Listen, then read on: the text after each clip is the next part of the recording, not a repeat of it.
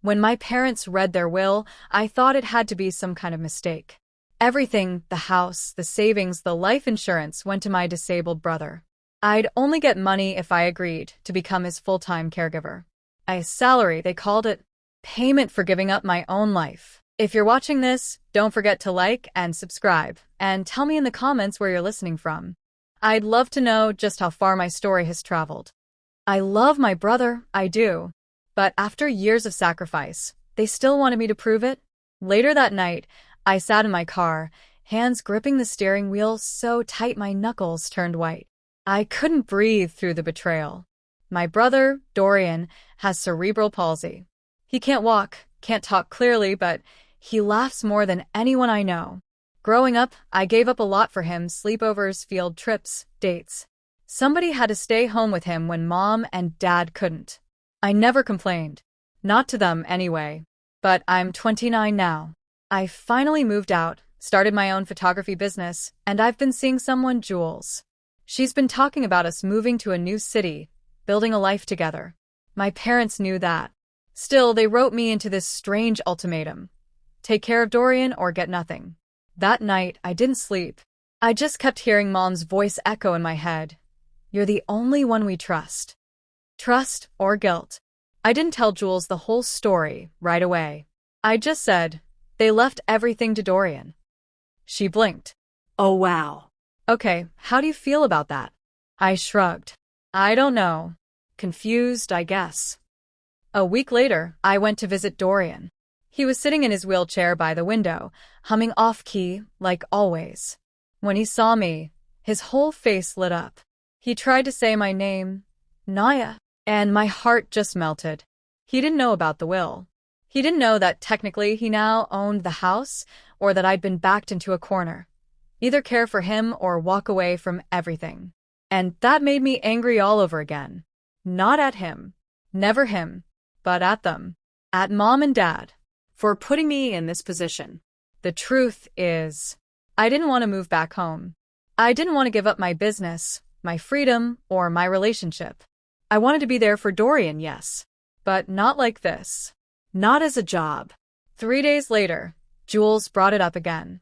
So, what are you thinking? She asked softly. I don't know, I said. They really did this. Like I need to prove I care about him. As if I haven't spent my whole life doing that already. She nodded. It's not fair. But it's your call. If you want to fight it legally, maybe we can. I shook my head. They covered every angle. It's airtight. I either accept it or I walk away. Jules looked at me for a long time. What would you regret more? Taking care of him or not? That question sat in my chest for days. I told my best friend, Miles, we co-own the studio, about everything. He went quiet for a while, then sighed. You built this place from the ground up, Naya. You really gonna walk away from it? I don't know. Maybe I just pause things for now. He frowned. You know that doesn't work long term, right? Either you're in or you're not. That night, I sat outside Dorian's room after he'd gone to bed. Just sat there, listening to him breathe.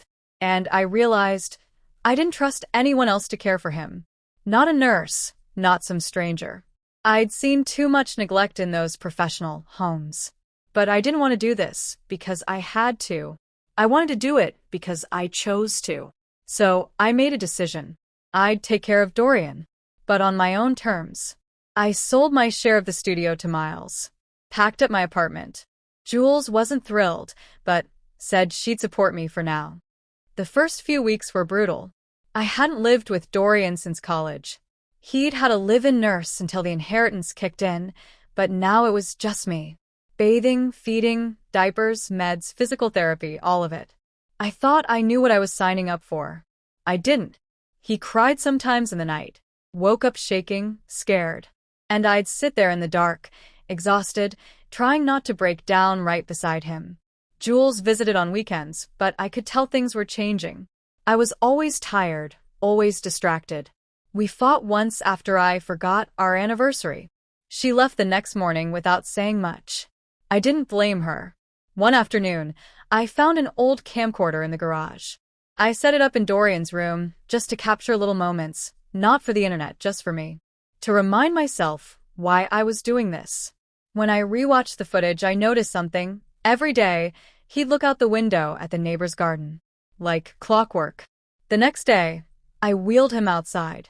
The neighbor, an older woman named Miss Rosa, waved. "Hey baby, you been watching me water my flowers, huh?" she said, smiling down at him. He grinned and clapped like she was his favorite show. Turns out, she'd been talking to him through the window for months. She even tried to bring cookies once, but we weren't home. From that day on, I started bringing him out more.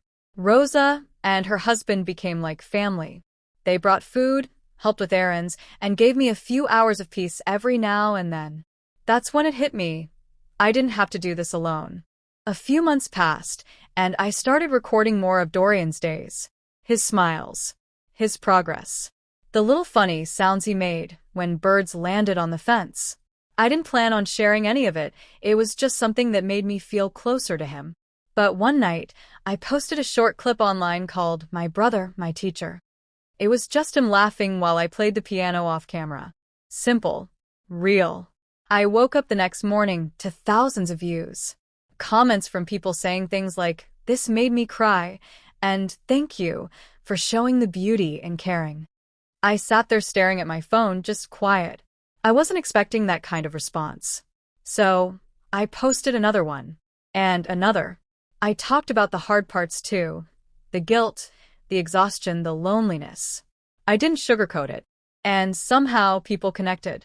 Messages started pouring in from nurses, parents, siblings, even strangers who said they'd been thinking about quitting their caregiving jobs until they saw my videos. It was strange, feeling seen through something that had felt invisible for so long.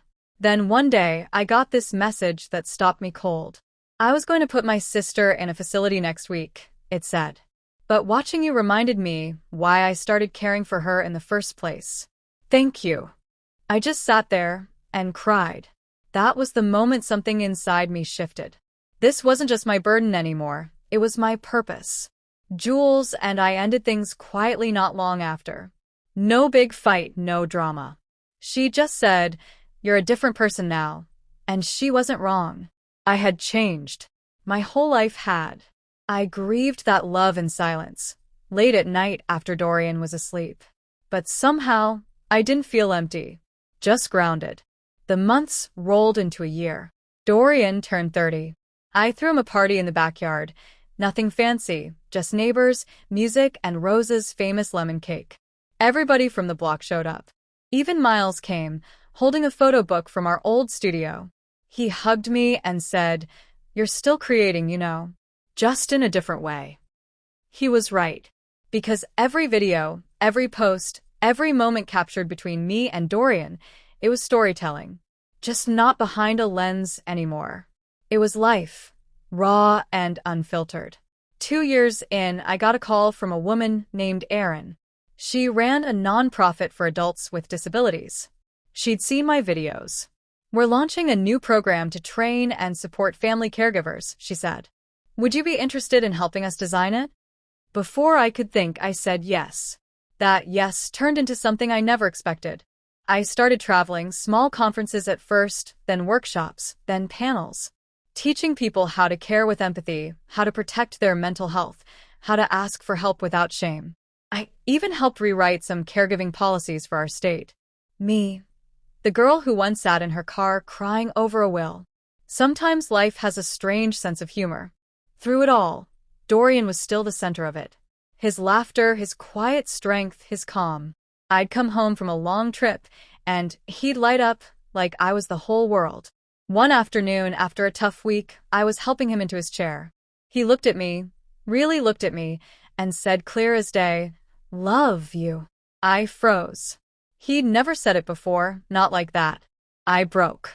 Just started sobbing right there in his arms while he patted my back, like he was the one comforting me. That moment? That was worth more than any inheritance. Years later, when people ask why I gave up everything, I tell them the truth. I didn't give up anything. I traded it. I traded it for mornings filled with laughter, for lessons in patience, for the peace that comes from knowing your love means something. I used to think my parents were testing me, trying to control my future. But now I think they were giving me one last gift. They were giving me a reason to slow down, to find purpose, to step into something bigger than myself. Sometimes I still wonder what life would have been like if I'd said no, if I'd chased my old dreams instead. But then Dorian laughs, that loud, joyful, contagious laugh, and every regret melts away. So if you're out there, standing at a crossroads, unsure which path to take, don't just ask what's easier. Ask what you'll be proud of when you look back. Because sometimes the harder road leads to the softer heart. And love, real love, doesn't always speak loud. Sometimes it whispers through the things we choose to do, even when nobody's watching. If this story touched you, share it. Someone out there might need the reminder that doing the right thing doesn't always feel easy, but it always feels right.